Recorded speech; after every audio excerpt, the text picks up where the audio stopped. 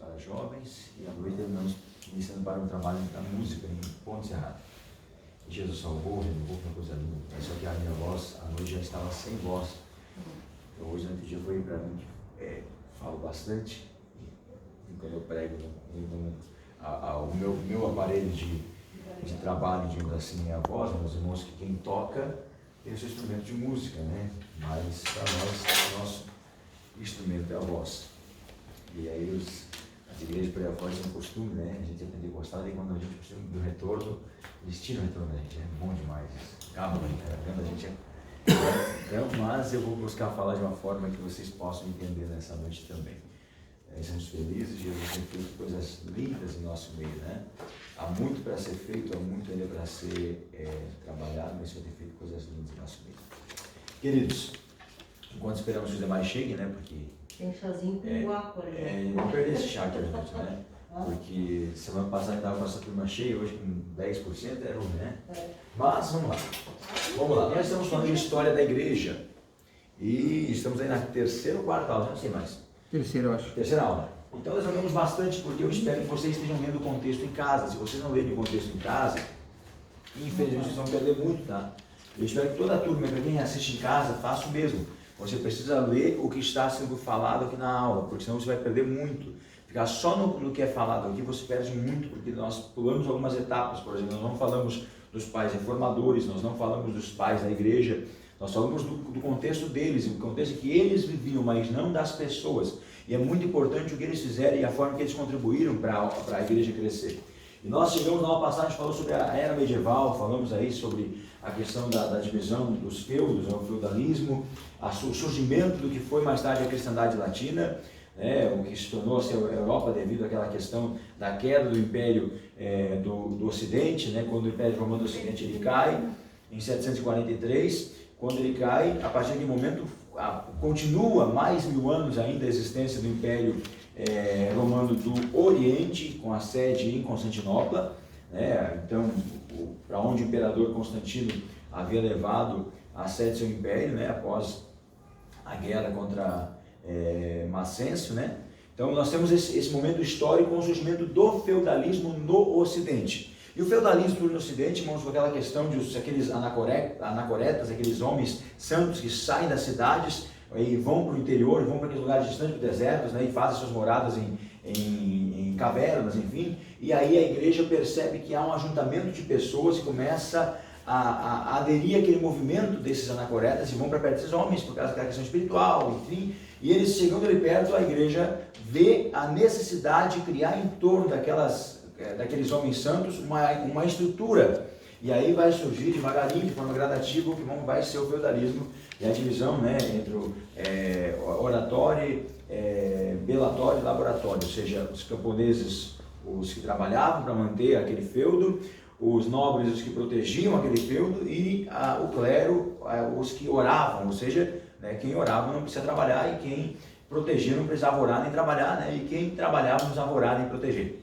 Então dividiram a classe e colocaram então o povo, um grupo ora e ministra, um grupo defende e administra, e outro grupo só trabalha para manter os outros demais camadas.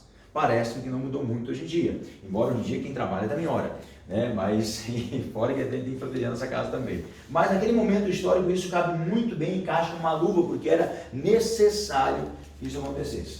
Continuemos, nós temos um pulo aí gigantesco aí, até a questão do surgimento, né, no ano 392, e só nós temos que lembrar que quando Constantino conquista Roma e unifica o império, depois de ter um triunvirato, depois de ter aí uma grande condução da existência de dois imperadores e 2 Césares, a questão toda, e no ano 325, 323, quando Constantino ele assume, ele declara o império cristão, embora alguns digam que mais tarde é que vai ser reconhecido o Império Cristão, mas ele restaura os bens que os cristãos haviam perdido para o Império Romano. Quando ele faz isso, ele unifica o Império, e o Império unificado vai perdurar até a morte do último Constantino, do último, aquele que nós chamamos de, não é o desviado, né?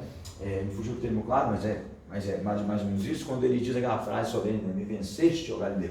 Depois disso, o Império volta novamente há uma divisão. No ano 392, o imperador Teodósio, ele divide o império novamente em duas partes. No ano 392, Teodósio divide o império em Império Romano do Ocidente e Império Romano do Oriente. Aí sim, ele diz, olha, é o seguinte, Roma vai ser a capital do Império Romano do Ocidente e Constantinopla, Bizâncio, enfim, vai ser a capital do Império do Oriente. Quando ele divide o Império, ele divide os poderes, assim, a partir de hoje. No passado, o Império Romano era um só. Embora fosse comandado por homens em regiões diferentes, era um só. Agora o Império passará a ser independente. Nós vamos defender as nossas fronteiras, mas aonde se fala o latim, será o Império do Ocidente. Onde se fala o grego, vai ser o Império do Oriente. Nós vamos dividir o Império em dois governos diferentes, com duas estruturas e exércitos diferentes. Não será mais um Império só. E quando surge isso, irmãos, vocês vão entender que isso vai gerar uma série de coisas boas e ruins também para a igreja. Nós estamos aí na página, a gente parou na página, deixa eu ver que página que a gente parou na aula passada. Nós paramos na aula, a página 47, não, né? 87. Ah, já deu bastante. Obrigado, muito bom. Período de unificação, Igreja e Estado Romano, a gente parou aqui. Então vamos aí, vamos andar um pouquinho nesse período de tempo aqui. No século V, irmãos, no século V, nós tivemos a decadência do Império do Ocidente. Lembrando que no ano 476 cai esse Império, irmãos, lembram? A gente falou no ano passado, né? Cai o Império do Ocidente, começa a surgir a figura de um homem que vai mais tarde ser conhecido como Papa. Começa a surgir essa figura importante, que eu vou dizer novamente, que é muito importante. A figura do Papa é importante porque ela unifica o Império mesmo sem existir um imperador. Ela mantém aquele governo que, apesar de não existir mais, ela continua, a figura do Papa mantém esse Império livre, né? E no ano 476 não cai o Império do Ocidente quando as pessoas começam a deixar... Por que, irmãos, as pessoas deixaram as cidades, né? Porque as cidades ficaram desprotegidas. Quando o imperador é destituído, quando os bárbaros penetram no Império do Ocidente, as pessoas começaram a ficar com medo, porque não havia lugar seguro nas cidades. As cidades foram tomadas, não havia mais proteção, os exércitos foram vencidos. Então os exércitos vencidos eram subjugados ao domínio de quem os dominava. A partir dali, então, já não há mais governo. E os bárbaros, os líderes bárbaros, dividiram o Império Romano em vários pequenos países. Isso, guarde isso, porque isso vai ser muito importante para você entender o que foram as cruzadas, tá? Por que as cruzadas aconteceram? Alguns acham que as cruzadas aconteceram para libertar Jerusalém do domínio muçulmano. Nada a ver, não tinha... Irmão, isso aí já é cortina de fumaça. É que nem no Brasil, independência ou morte, a gente ganhou não, Dom Pedro II, né? Vai lá, independência ou morte, ganhamos uma liberdade independente. Que nada, irmão. O dinheiro estamos pagando, a dívida externa está atrelada a isso, estamos pagando até hoje. Aquela questão de compra de máquina na Inglaterra, na França, até hoje. Nós pagamos. O Brasil pagou a independência. O Brasil não. O Brasil não tinha exército. O Brasil não tinha nada. Como é que o Brasil ia bater de frente com o maior império mundial? Com Portugal. Não, como é que o Brasil não é Portugal, é Espanha. Espanha deu o trono para Portugal deu o trono para o Brasil. Mas que trono que deu, né? Um trono sem nada, né? Tanto é que não... há uma campanha, não sei se vocês sabem, mas há uma campanha para a volta da monarquia no Brasil, né? E ela vem crescendo. Para quem conhece o deputado Felipe de Orleans e Bragança, né? Ele é príncipe, né? Conde ou príncipe? Príncipe, tipo assim, ele é filho do trineto da princesa Isabel. O herdeiro real do trono brasileiro também é Felipe, o pai dele. Felipe é uma coisa, que é o pai dele, que é o herdeiro, né, é o chefe da Casa Imperial Brasileira. Existe, ninguém fala sobre isso, né? Ninguém fala. Na Espanha os reis governam ainda como pelo menos líderes de Estado, né? Na Inglaterra também, no Brasil não, porque no Brasil, o que aconteceu no Brasil não foi uma queda do Império, foi um golpe que foi feito no Brasil. Mas não fala sobre isso, que nós vamos entrar muito. Mas foi um golpe, né? Um golpe, tomaram a coroa, porque a coroa portuguesa, a brasileira existia, e estão ali. Até que quando teve aquela votação para voto direto ou para monarquia, não sei se você não lembrar, é claro. Venceu o presidencialismo. Presidencialismo, monarquia parlamentarista. Enfim, eles colocaram essa questão aí na época. 1988. Se colocaram à disposição de governar o Brasil novamente. A família real existe e tem muito poder aquisitivo. Tem muito poder. A família real brasileira é ligada a uma das 12 maiores famílias do mundo. Já ouviu falar das 13 maiores famílias do mundo? 13? aquele negócio, aquela, irmãos, tem. E a família real brasileira é ligada à maior família do mundo, que é os Habsburgo. Os Habsburgo são a família que mais governou e que mais governa até hoje no mundo. A família Habsburgo, e é de lá que vem o nosso famoso símbolo, que nós chamamos, que é o nosso símbolo aqui do Brasil, a bandeira brasileira é assim, né? Nós temos orgulho dessa bandeira, e é linda demais essa bandeira, né? Está entre as bandeiras mais bonitas do mundo, né? Essa partezinha aqui, que nós dizemos que é a parte que fala do ouro, né? A parte é dourada, né? A parte que fala do ouro do Brasil, né? Na verdade isso aqui é o símbolo da Casa Real dos Habsburgo, tá? Nós vamos falar sobre os Habsburgo, a gente vai falar sobre a Guerra dos 30 anos, a gente vai falar sobre eles. É o símbolo da Casa Real. Então isso aqui está ligado à França, está ligado à Inglaterra, está ligado às maiores famílias do mundo, que ainda governam hoje, estão ligadas a essa família. Então a família real brasileira está ligada a eles. Na verdade digo, né? Há uma influência brasileira muito grande ainda. E essa ascensão desse príncipe Felipe de Orleans Bragança, que é a direita pura, né? A família real brasileira é a direita pura, né? A ascensão dele e outra, é uma pessoa muito cogitada, um cargo maior no país, pela forma que fala, é um homem riquíssimo. Eu vi aquele museu do Rio de Janeiro, né? São Paulo já pegou fogo, o Museu da História Brasileira. Pegou fogo, mas pegou fogo, não sei como pegou fogo, né? Que você quer apagar um futuro, apaga a história, né? E não aprende com a história. O que você está fazendo nos Estados Unidos, derrubar as estátuas, lá também, mesma coisa. Esse incêndio criminoso já acabou com boa parte da história, destruiu obras que não existem mais. Aí o herdeiro da Casa Real ele disse que ele se ofereceu para restaurar o museu e tirar peças da sua coleção particular para colocar de volta lá. Esse cara tem muito dinheiro, irmão. Você tem muita influência. E todos esses anos que vocês estão aí apagados, assim, eles estão trabalhando por trás aí. E volto a dizer, estão ligados a uma das famílias mais importantes do mundo que até hoje governa países. A gente vai falar sobre isso. E governou toda a Europa por muito tempo. Até hoje governa, na verdade, até hoje influencia, né? Mas a gente vai falar sobre, estou falando agora, você ficar com curiosidade, porque a Guerra dos 30 anos, que acontece durante essa reforma protestante, essa questão, toda essa ascensão dos evangélicos no mundo todo, o cristianismo sério no mundo todo, isso passa por sangue, isso passa pela mão de algumas famílias. E uma delas é os Habsburgo, que são muito influentes até hoje. Nessa queda do Império Romano, a gente vai correr um pouquinho, nessa queda do Império Romano do Ocidente, né, que quando falamos do Ocidente, falamos de Roma, Oriente, Constantinopla. Haviam 5 cidades muito importantes, vou lembrar delas aqui. Constantinopla, Roma, Jerusalém, na capital da Síria, fugindo o nome agora da capital da Síria, mas vou lembrar. Eram 5 cidades muito importantes. E dessas maiores, 2 se destacaram, que foi Roma e Constantinopla. Os bárbaros entraram, fizeram o que? O povo fugiu das cidades, como já existiam os mosteiros, aí você vai entender a história. Eles vão fugir para lá, porque na cidade não havia mais segurança, não havia mais por que ficar lá. Porque o povo que estava lá na cidade, que até então servia a Deus, já não tinha mais liberdade de culto, porque os bárbaros vieram com uma fé totalmente diferente. E aí obriga esse povo a sair das cidades, e aí faz um êxodo, o contrário, né? O êxodo é o povo saindo o que chama de êxodo rural. Êxodo rural, o pessoal saindo, aqui é o contrário, o pessoal sai da cidade e vai para o interior. E nas cidades ficam povoadas pelos bárbaros, e o resto de gente ficou lá. E essa mistura nunca deu certo. Vocês vão ver que não deu certo, não deu certo mesmo. Aí nós seguimos, vamos por passos. Nesse período de tempo, na ausência do imperador, em Roma, quando eu falo Oriente, Ocidente, sempre Roma, irmão, Ocidente para cá. Oriente, Ásia, para o outro lado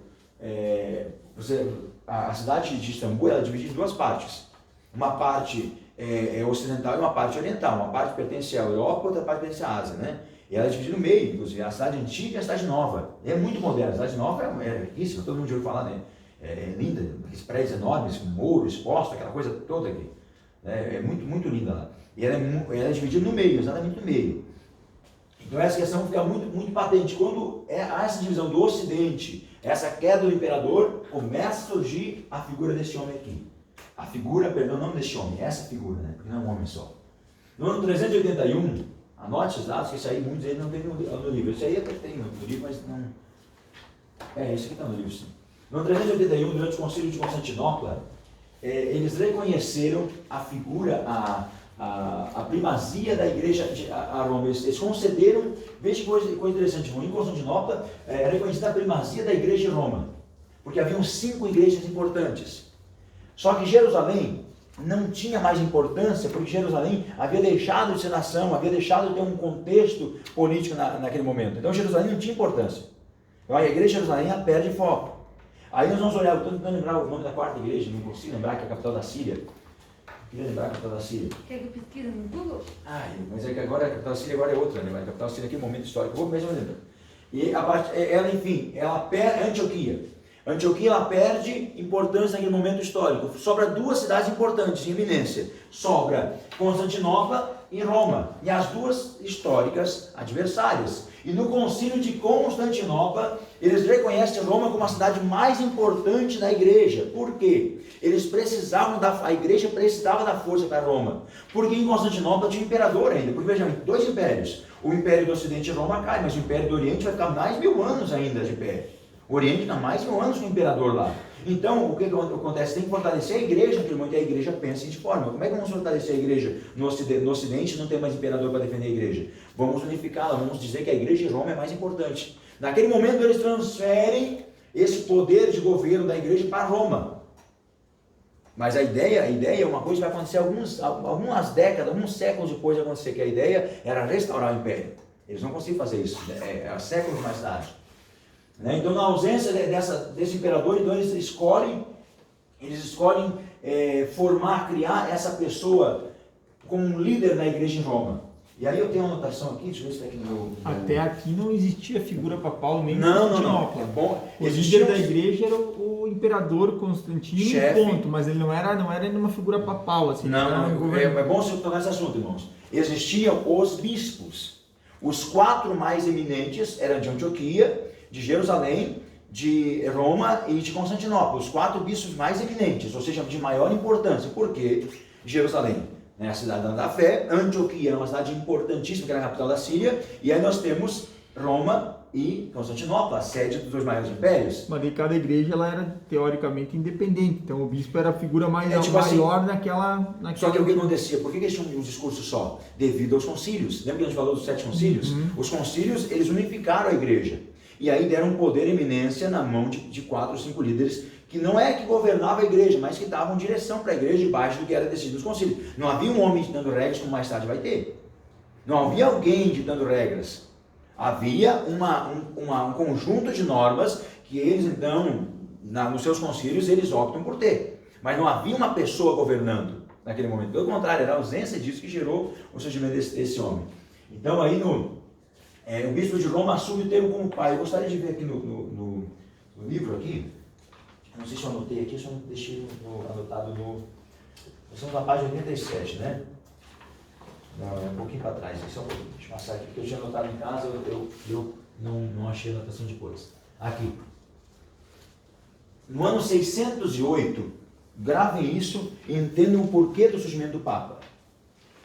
Eu tenho que frisar bem, irmãos, que às vezes eu corro muito e a minha cabeça está acostumada à fase de dados. Mas se você não pegar a fase de dados, não vai adiantar de nada. Se você perder o fio da meada, você está pensando, o que está acontecendo aqui?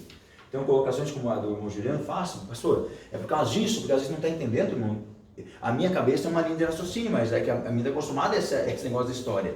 E talvez a tua não esteja tão adaptada a isso, você pode perder muito se você não perguntar. Então, levanta a tua mão e questione, pastor, é por causa disso? Então, porque de repente, cara, não tinha entendido ainda. Neste momento, sem Roma ter uma figura de governo, política, então transfere para lá a eminência. Aí começa uma briga. Por quê? Tem quatro bispos importantes, ok? Beleza? Tem 2 mais importantes, porque pela questão política. Roma, porque agora tem eminência da igreja, já sede, vamos dizer assim, a Santa Sé da igreja, a sede mundial da igreja agora é Roma. Poder religioso Roma e o poder político Constantinopla. Exatamente. Aí Constantinopla tinha que nos defender. Por quê? Tinha imperador. E Roma tinha que nos defender, porque lá estava a figura, não a figura, o epicentro da igreja. Beleza, ali que dá um negócio. Só que, como é que nós teremos um líder, uma igreja, com uma sede lá, e o poder administrativo em Constantinopla? Precisa de uma pessoa aqui. Aí, um imperador Focas, no ano 608, que é o imperador de Constantinopla, imperador do Oriente, ele foi excomungado pelo bispo de Constantinopla. O cara era corajoso, irmão. O cara excomungar o imperador, e esse cara era corajoso. Ele tinha uns rolinhos lá e queria casar de novo e tal, e o bispo foi lá e passou a tesoura. Não casa. Cortou as pernas dele. O que ele fez? ele, veja bem, ele escolhe Bonifácio II, Bonifácio III, que era bispo de Roma. Veja bem, o bispo de Constantinopla, que era o pastor dele, disciplinou ele. O que ele faz? Ele era imperador, não podia aceitar daquele jeito.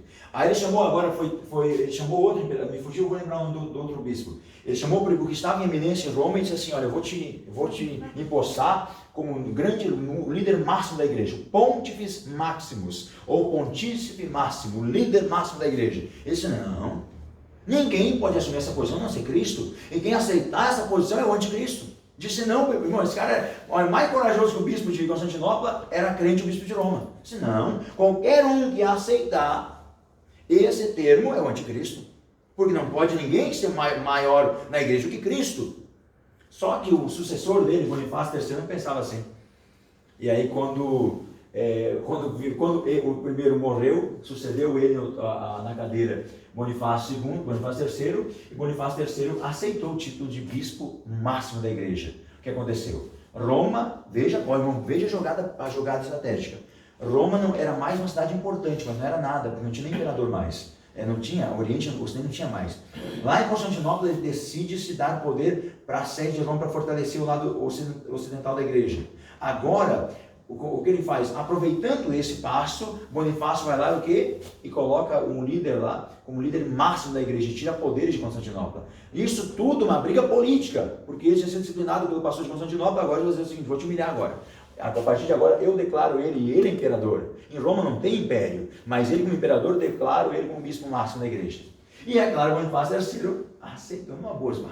Agora eu sou o cara, não tem imperador. Irmãos, e aí começa, nesse período aí começa, nós chamamos de a Era das Trevas, que a sociedade encara uma Era das Trevas, porque é nesse período aí que os papas começam a governar a parte ocidental e vão governar por muito tempo. São aí pelo menos 4 séculos direto de domínio direto de poder na mão de um homem que era então líder da igreja. Eu queria perguntar sobre isso que tu falou dos 4 bispos e sobre as 4 regiões. Isso tem escrito no livro? Não, isso aqui tem alguma coisinha no livro, mas não tem toda essa parte. Tudo que eu estou falando aqui é conteúdo a mais, que eu falei antes aqui, né? Tem uma coisa, muitos não tem no livro. Eu nem lembro muito que tem diretamente no livro o conteúdo. Eu li o livro, mas tem muito. Lembrar uma coisa, né? Só quais eram os 4? Constantinopla, Roma, Jerusalém e Antioquia. Antioquia. Interessante é que esta figura aqui vai aceitar essa função. Ele não sabia o que ele estava fazendo. Ele não sabia o inferno que ele estava trazendo, né? O inferno. A figura do Papa vem no meio, e aí eu vou falar o que ela fez. Irmãos, a figura do Papa, o cara aceitou, até o outro bispo, não, qualquer que fizer isso é anticristo. Mas o que ele faz? Ele consegue unificar toda a igreja. Vamos pensar da seguinte forma, irmãos. Nós temos aqui vamos dizer que haviam reinos na época, né? Nós temos aqui Roma, né? E nós temos debaixo do Império Romano uma série de outras nações debaixo desse globo do Império Romano aqui. Quando não tem mais um imperador, todas essas nações, esses países, ou o que havia na época, ficam distorcidos, ficam perdidos, já não tem mais ligação nenhuma entre eles. Já não existe mais ligação, eles ficam perdidos. Aí vem a figura do Papa. E a figura porque veja bem, apesar de eles estar perdidos, divididos, mas eles têm uma fé. Irmãos, a fé é a maior arma que nós temos, que nos unifica a Cristo, e foi graças a olhar para a nossa fé que o líder dos muçulmanos, agora não fugiu o nome dele agora, Maomé, ele viu isso e pensou numa forma de unir todo o povo árabe, criar uma fé só. Porque o povo pode não estar ligado debaixo do líder, mas está ligado debaixo da fé. Disse o ministro, né, hoje advogado-geral da União, né, o ministro André Mendonça, será agora um dos novos, o próximo ministro supremo agora, né, teremos um ministro supremo evangélico, pregador, pastor. Pregou esses dias aqui na Mevan, aqui em Itajaí. E prega muito, tem um conhecimento teológico tremendo. Ele disse naquele debate contra a negócio da igreja, colocaram a igreja no banco dos réus. A igreja não está no banco dos réus, né? A igreja está para sentar no trono de Cristo, junto com ele, né? Mas ele disse, né, nenhum cristão vai pegar em armas para combater ou para fazer mal a alguém, mas todo cristão está pronto a morrer pela fé. Isso falou numa plenária do Supremo Tribunal, mas isso aqui se você puder, assista no YouTube. Mas nenhum cristão ele se dispõe a pegar em armas ou agredir alguém. Nós somos agressivos, mas todo cristão se dispõe a morrer pela fé. Que coisa linda. Pode fechar aqui. Não estou com frio, mas vocês estão com frio aí? Então, aí vem o quê? Roma vê o quê? A figura do imperador, ela novamente liga esses povos todos, porque eles não tinham mais a figura política de ligação. Eu sou romano. Não, ninguém mais é romano. Não tem mais Roma no Ocidente. Tem uma cidade romana, não tem mais Império Romano. O Império acabou. Mas tem uma fé. E a fé os liga ainda. Aí o pessoal estava perdidão, não, o que aconteceu? Não, tem um líder. Agora tem um Pontes Máximos agora. Tem um líder agora. Nós estamos unidos de novo. Aí começa a surgir a expectativa de a formação de um Império Romano. Novamente isso vai acontecer. Alguns séculos depois vai acontecer. A formação do Império, quando aquele reavivamento com Carlos Magno, quando ele é ungido imperador, enfim, há um reavivamento que acontece nesse período de tempo aí. Então essa porque eu defendo a figura do Papa na questão de unificação. Isso aqui foi muito importante para a igreja. Simples, estão dispersos. O problema é o poder que este homem ganhou. O problema é o poder. Aí nós estamos aí na página, deixa eu ver, na página do meu livro antigo é na página 83. Né? Vamos ver aqui, quando fala da corrupção do papado, a imoralidade papal, na página 83. 85, perdão. 85. Vamos voltar um pouquinho, vamos ler um pouquinho do reavivamento carolígio, rapidinho.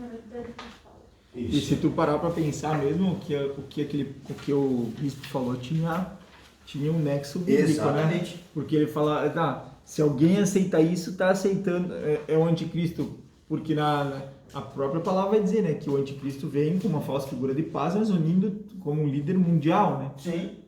Por isso que há muitas profecias, interpretações. Volta na página 81, irmão. Vamos pegar para o começo. Como está se desenhando, né, para acontecer, porque assim, ó, se for ouvir várias, claro que nem dá para dar crédito, né, mas se for analisar as profecias direcionando para quem ser esse anticristo. Sim.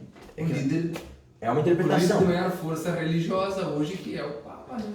Só que na verdade é o seguinte, muitos já disseram isso, sabe? Então, a cada tempo que a história anda, menos eu penso nisso, porque é um homem que não tem poder nem influência nem sobre os católicos mais. O imperador tem uma rejeição muito grande. Desde João Paulo II, os dois que vieram até agora, nenhum dos dois tem poder nem influência. Tipo assim, o primeiro era muito bravo, muito conservador, e aquele era um cara bom, né? Conservador. Esse que está agora é alguém que não tem influência nenhuma porque não defende a igreja. Os católicos aí sendo espancados aí pelo movimento LGBT no mundo todo, aquela questão de todas as mulheres, movimento feminista, sem roupa entrando dentro e ele não se manifestou em momento algum. O aborto sendo aprovado na Argentina, o país dele, não falou uma palavra. Então, quer dizer, ele perdeu o poder de influência total. Ele hoje é mais uma figura política que administra o Vaticano, mais nada. Não tem função nenhuma espiritual sobre a igreja. Pode falar aqui. Tanto que esses dias ali tava dando um papoeiro por causa que ele falou que aqui no Brasil é poucareza e muita cachaça. Todo mundo, todos os católicos, todo mundo ficou bravo com o Papa, né? Na verdade, vamos falar a verdade, né? Não falando mentira nenhuma. Não falou mentira nenhuma, né? Mas todo mundo ficou bravo. O Robin Williams, aquela história do Robin Williams, aquele ator famoso, né, nos Estados Unidos, né? E quando ele estava entre o Rio de Janeiro e a cidade dele, né? A cidade dele é uma cidade de muita criminalidade, conhecido nos filmes. A cidade do Robocop, lá, como é o nome? Fugiu agora. A cidade de muitos crimes lá. Estava entre lá e o Brasil, e o Rio de Janeiro para ser escolhido. Então, veja bem, duas cidades nem são parecidas até nisso, né? Em criminalidade e banditismo, né? E aí nessa disputa, quando o Brasil foi aprovado, né? Não vale a pena nem lembrar quem estava governando na época, mas enfim, quando foi aprovado o Brasil como sede das Olimpíadas, né, ele disse que com certeza deveriam ter mandado algumas mulheres e muito pó para os juízes. E o pessoal caiu matando mesmo, só tem que pedir perdão para o Brasil, irmão. Meu Deus, o homem deu certo mesmo, né? Não foi dinheiro ou monte, né? Tanto que o cara do Comitê Olímpico está preso até hoje. Né? Então, está preso lá. Vamos. Então, olha, vamos lá. Vamos andar.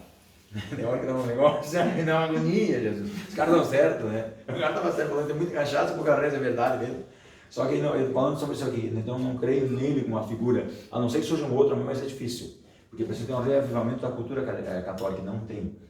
Não tem um reavivamento da cultura católica. Então, sinto muito, mas na minha opinião, será um líder que vai surgir e talvez muito mais político. Né? mais político e com a solução para todas as coisas. Ou, né, porque assim, se a gente olhar, de certa forma, o mundo muçulmano, né, ele tem tomado proporções grandes, né, dizem a história mesmo e a geografia diz que para você manter uma cultura, uma crença, ou uma religião, vamos dizer assim, né, a natalidade, ela precisa ser no mínimo de 2,5. Enquanto que os muçulmanos fazem, ainda é cultural ter muitos filhos, por essa visão. O povo cristão tem reduzido hoje, é menos de 1,8, se não me engano, a taxa de natalidade.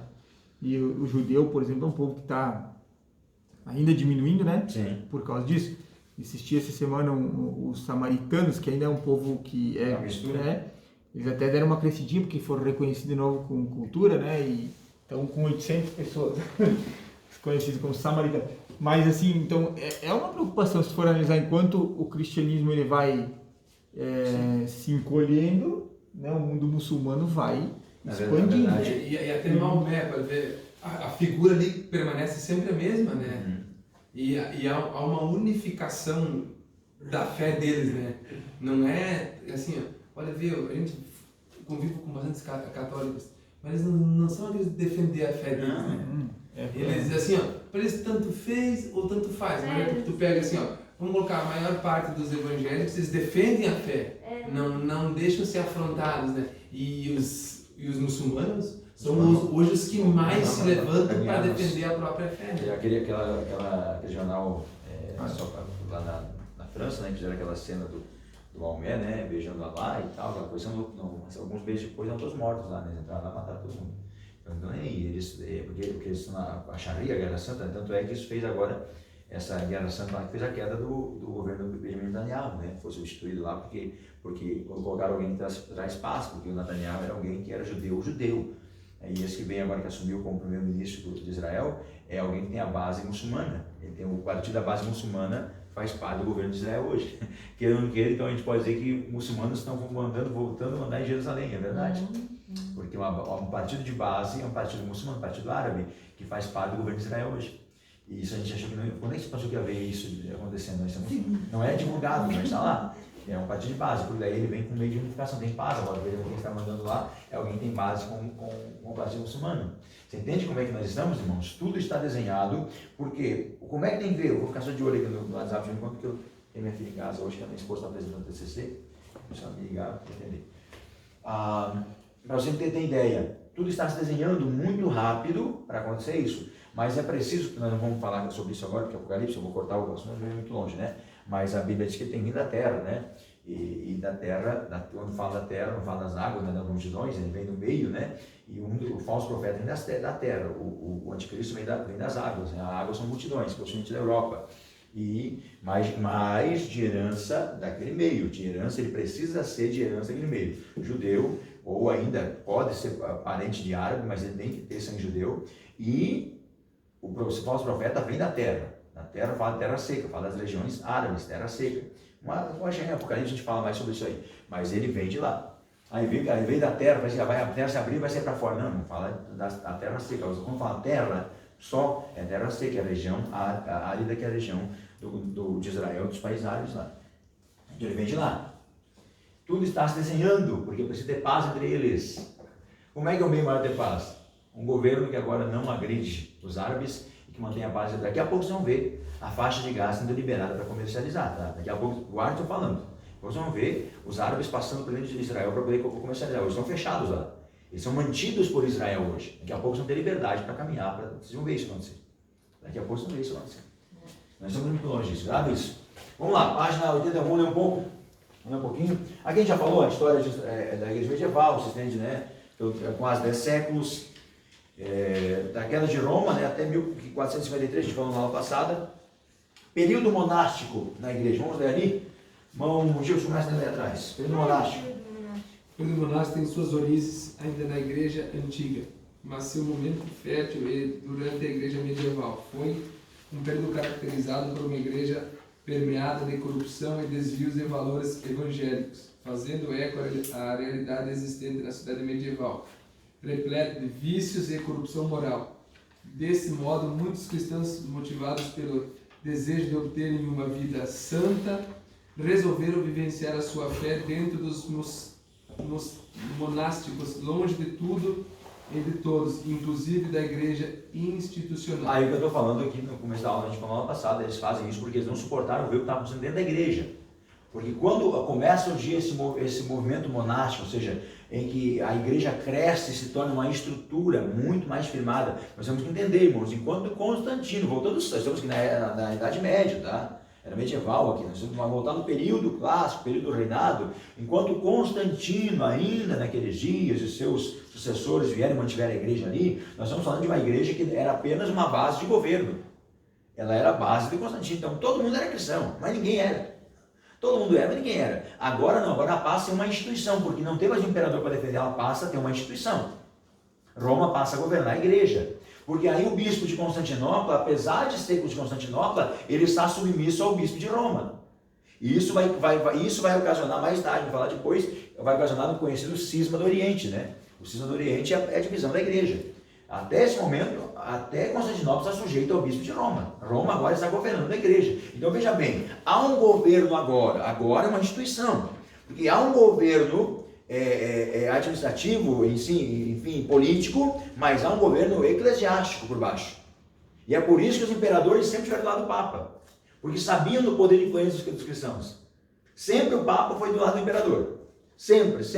Porque o que aconteceu? O imperador sabia do poder que tinha, se o Papa estava do lado dele, logo ele tinha um governo. Porque ele sabia que muito mais influência política ele tinha era a influência da fé. E por isso que os papas não têm um poder tão... Irmãos, eles eram... o Hernando Dias Lopes diz que eles mandavam, né, a igreja naquele tempo governava as artes, a igreja governava as indústrias, a igreja governava o pensar das pessoas. O medo do inferno, aliado à falta de condição de ser salvo, à falta de dinheiro para comprar perdão. Então eles governavam a igreja militante e governavam a igreja triunfante também, porque a igreja militante somos nós, a igreja triunfante é aquela que já alcançou a eternidade. E eles governavam isso porque eles falavam o quê? Quem passou para a eternidade, a pessoa pecou de alguma forma, a pessoa não era suficiente o perdão de Cristo, era necessário pagar as indulgências.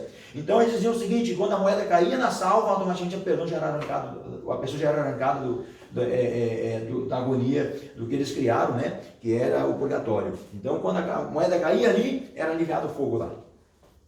Veja que coisa tremenda, irmãos, as pessoas vendiam tudo que tinham para aliviar. Então eles governavam através de uma psicologia barata, eles governavam a mente das pessoas. E eu vou dizer para você, para nós que já fomos católicos, você sabe o medo que a gente tinha do inferno. Nós ainda temos medo do inferno, a gente tem confiança no céu hoje que a gente nem lembra do inferno. A gente tem tanta confiança no céu que a gente nem lembra do inferno. Nós nem pregamos sobre o inferno.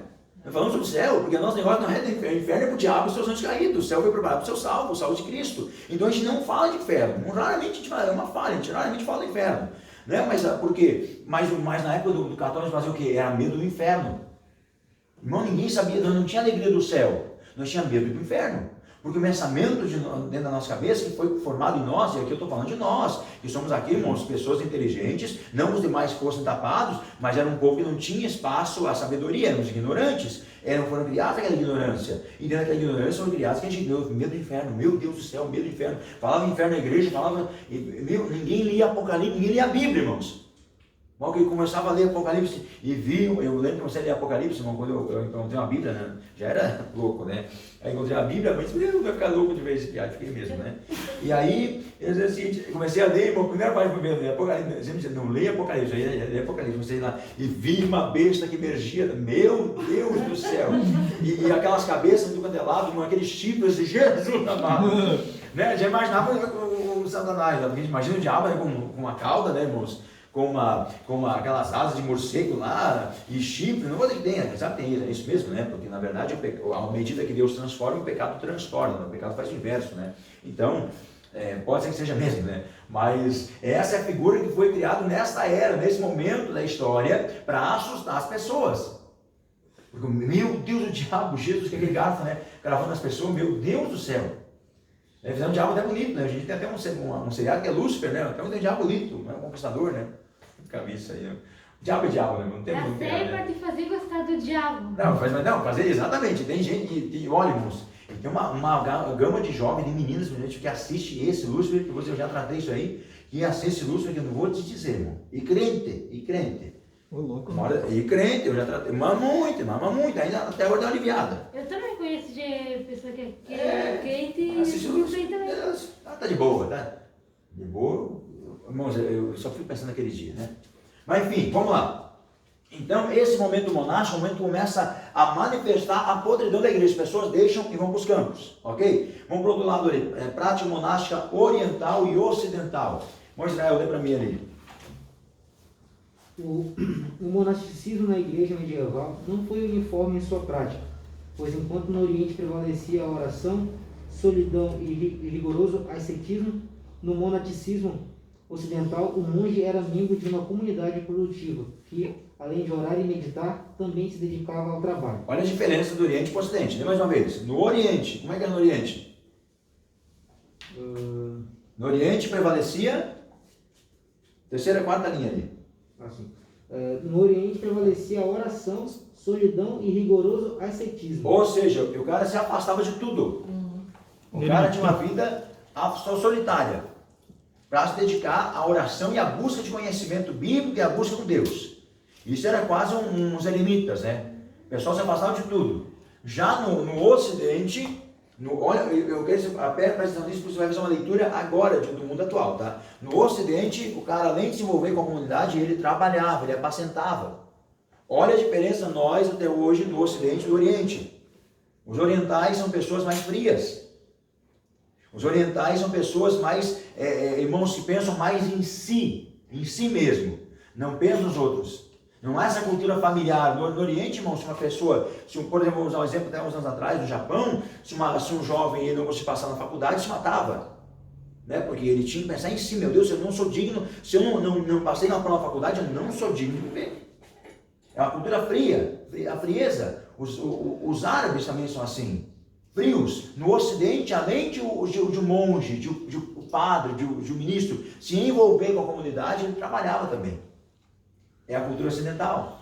O Ocidente nós pensamos na questão de ter, de possuir, de adquirir. É o que eu falo sobre o texto de Salmo 23, né? No Ocidente nós lemos: o Senhor é meu pastor e nada me faltará. Porque no Ocidente nós pensamos em ter, nada me faltará. Mas na verdade se escreve assim: o Senhor, Jeová. No Ocidente se lê: o Senhor é meu pastor. No Oriente se lê: o Senhor é nosso pastor. Jeová, nosso pastor, de nada eu tenho falta. Não é que não me falte nada, é que o pastoreio dele é suficiente para suprir todas as minhas necessidades. Não estou falando de necessidades palpáveis, falando da alma. É por isso que o judeu, quando vai dizer para a mulher dele que ele ama ela, ele chega para ela assim: eu te amo com tudo que há dentro de mim. Quando se diz que ama, ele diz que ama com tudo que há dentro de mim. Eu te amo com o meu intestino, com o meu coração, com o meu estômago, com tudo. É assim. Você não tem nada dentro de mim que não te ame. Né? No Ocidente fala que eu amo com o coração só. Porque Deus é açougueiro, né? É só uma parte. Isso não é. Entende a diferença? E a igreja também era assim. No Oriente, o povo se dedicava à oração, se afastava de tudo, aquelas coisas. E no Ocidente, o cara se misturava e trabalhava junto. E aí você vai ver que o Império do Oriente vai perdurar mais 1000 anos, do Ocidente tinha caído. O do Oriente vai manter uma igreja sólida e conservadora, e no Ocidente vai ter uma devassidão. A diferença é muito gritante entre um lado e outro.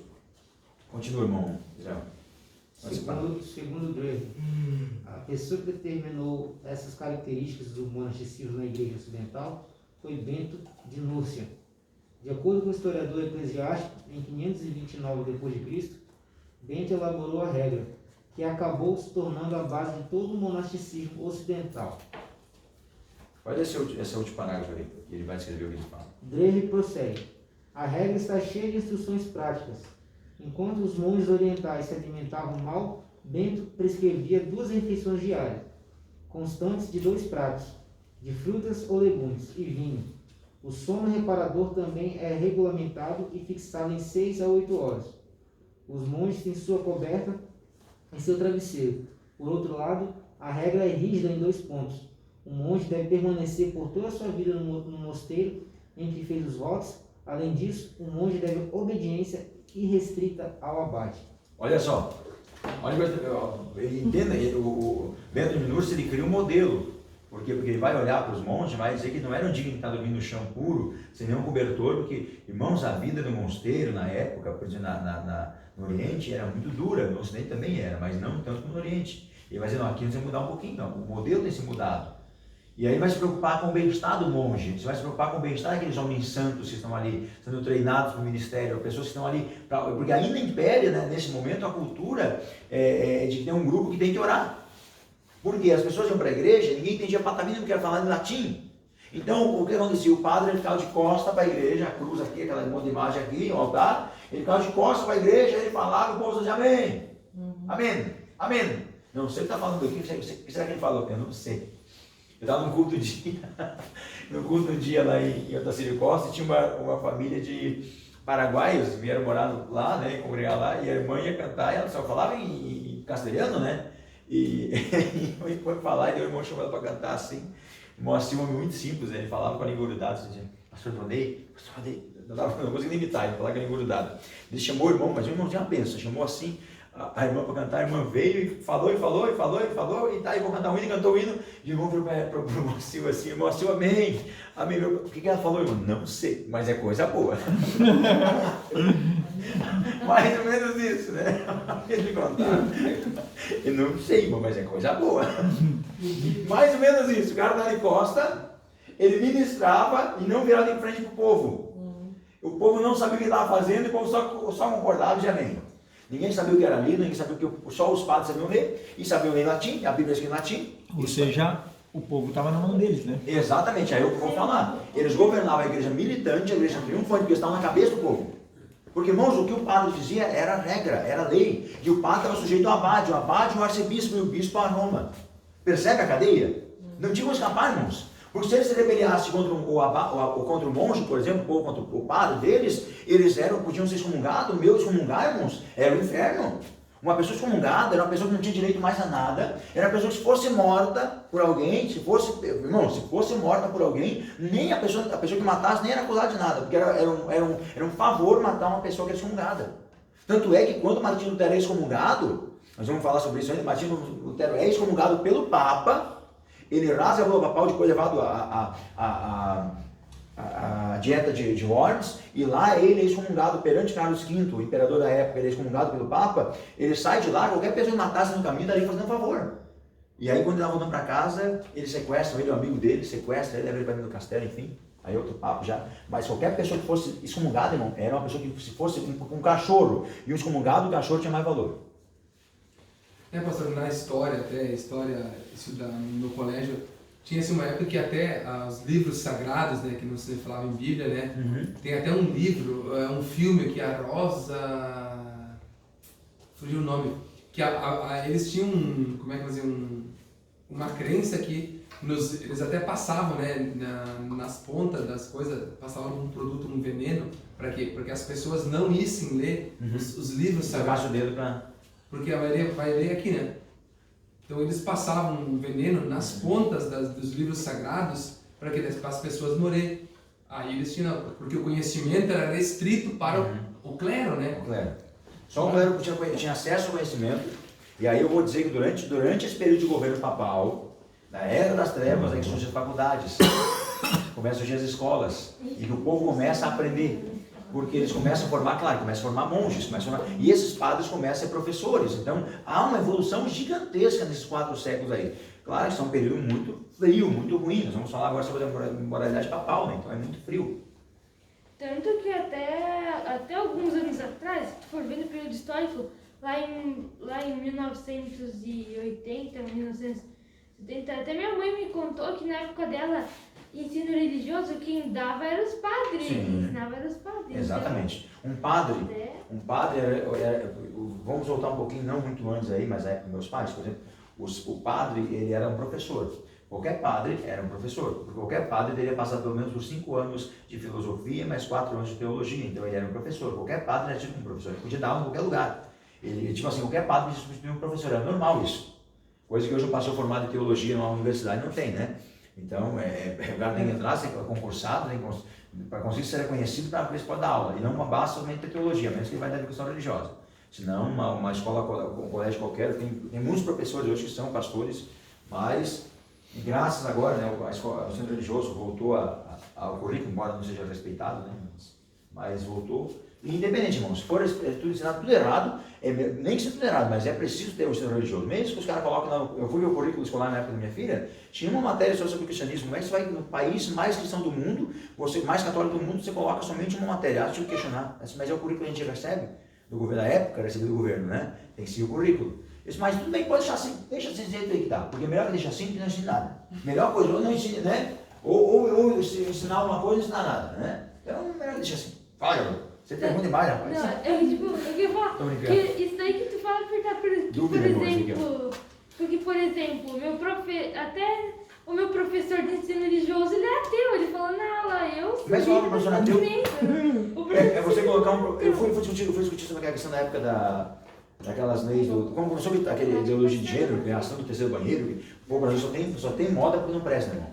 Nunca vi um povo por moda e não presta. Surgiu uma moda lá no fundo, que coisa boa não tem, mas coisa outra. E aí foi uma discussão, fui pro colégio, fui munido da Constituição, tirei um artigo, tinha uma cópia da Constituição, levei, depois me agradeceram.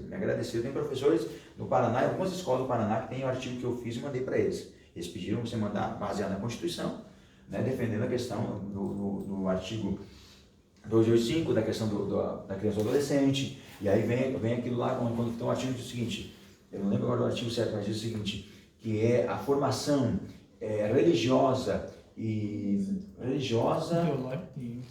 outro termo ali, cabe unicamente aos seus progenitores, só aos pais, só pai e mãe pode optar. Eu fui baseado nisso, fui no bigode deles, eles falam tudo. Isso é o seguinte, que a Constituição está aqui, dei aqui a copa para vocês, a mulher, a orientadora pedagógica ficou assim parada, assim, vocês têm que ler a Constituição, saber o que vocês têm direito.